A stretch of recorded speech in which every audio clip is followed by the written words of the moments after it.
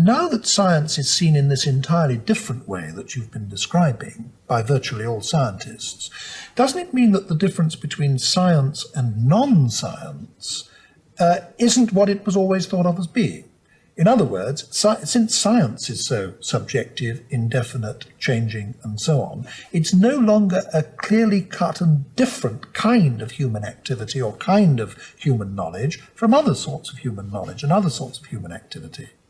I think that's both true and culturally very important.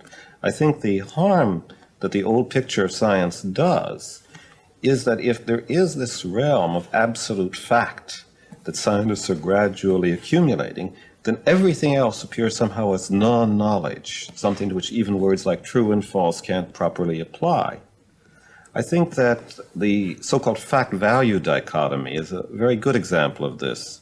It's hard to have a discussion on politics, for example, without someone very quickly saying, at least in my country, is that a fact or a value judgment? As though it can't be a fact that Hitler was a bad man, for example, or a fact that Farrah Fawcett Majors is a beautiful woman. And do you think that it is a fact that Hitler was a bad man? Oh, yes, I do. I do too. Yes.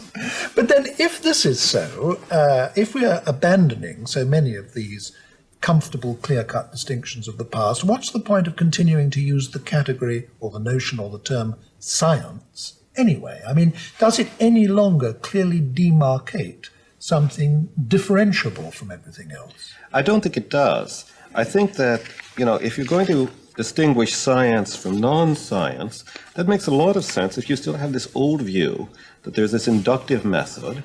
What makes something science is that it uses it pretty consciously and pretty deliberately, and that what makes something non-science is either it uses it entirely unconsciously, as in learning how to cook, you're not consciously thinking about inductive logic, or perhaps doesn't use it at all, as metaphysics was alleged not to use it at all, I think unfairly. But both say that there's a sharp line between, say, practical knowledge and science, and to say that the method which is supposed to draw this line is rather fuzzy, something that we can't state exactly, and attempts to state it, by the way, have been very much a failure still. Inductive logic cannot be, say, programmed on a computer the way deductive logic can be programmed on a computer. And I think the development of deductive logic in the last 100 years and the development of the computer have really brought home very dramatically just what a different state we are in with respect to proof in the mathematical sciences, which we can state rigorous canons for, and proof in what used to be called the inductive sciences, where we can state general maxims, but you really have to use intuition, general know-how, and so on in applying them. One of the two categories that you described, the old-fashioned way of looking at science in terms of, was that there was a particular scientific method.